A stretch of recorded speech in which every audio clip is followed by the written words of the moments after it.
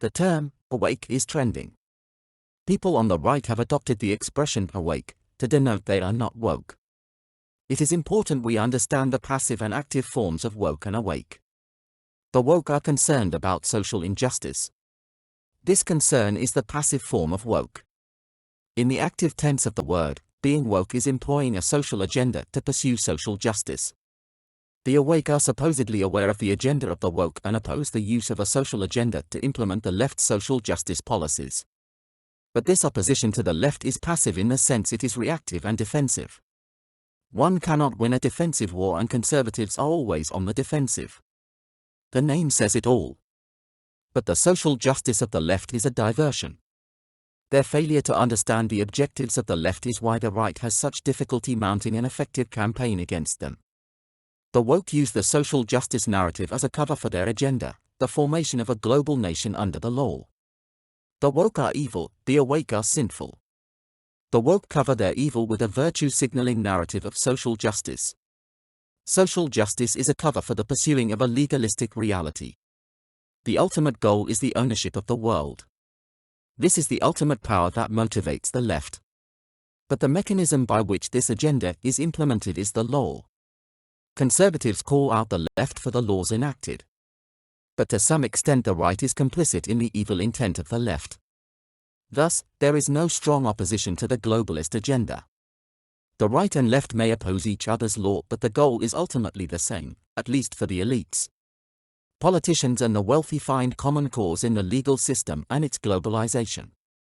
Free trade, free markets and international law permits the steady concentration of wealth and power into fewer and fewer hands. It is said that no one brings anything into the world and no one takes anything out. Yet we find in between the law is able to attach a great deal of what no one brought into the world, onto the person. No one created anything physical in this world. Everything visible was created by God.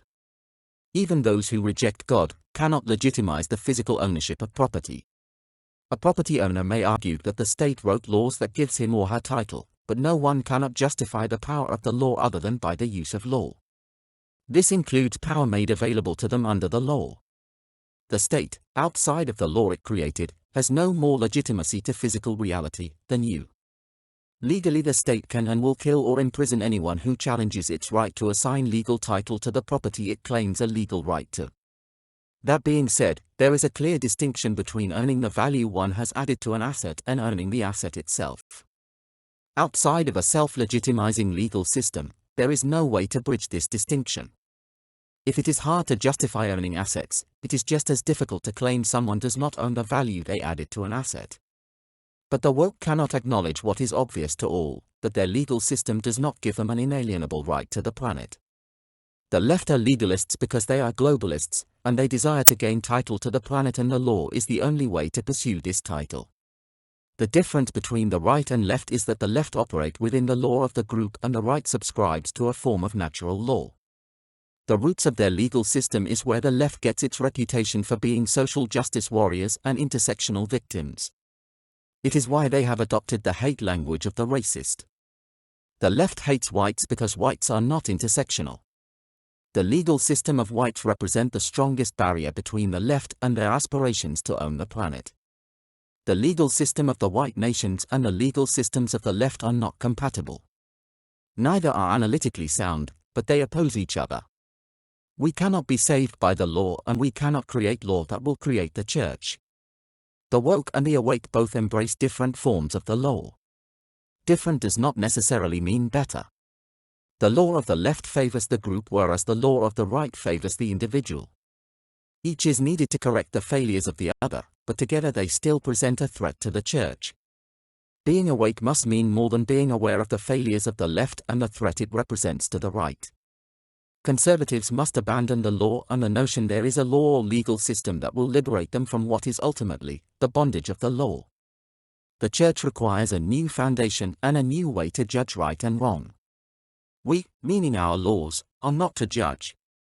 The awake need a new nation, under God. We are a people, set apart.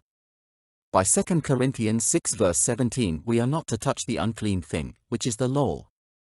If we live in the nations of the unclean, we must live under their law. If we are under the law of man, God cannot rule us. We cannot serve two masters. We are under the law or ruled by the Spirit. If you are awake, join the nation builders and learn how to live apart from the law. Help form a new beginning in a new nation, beholden to God. To be awake, we need to live separate from the things of the flesh. The a priori National Party promises a new nation for God's people and an exodus of the faithful from the corrupted and despoiled nations of earth.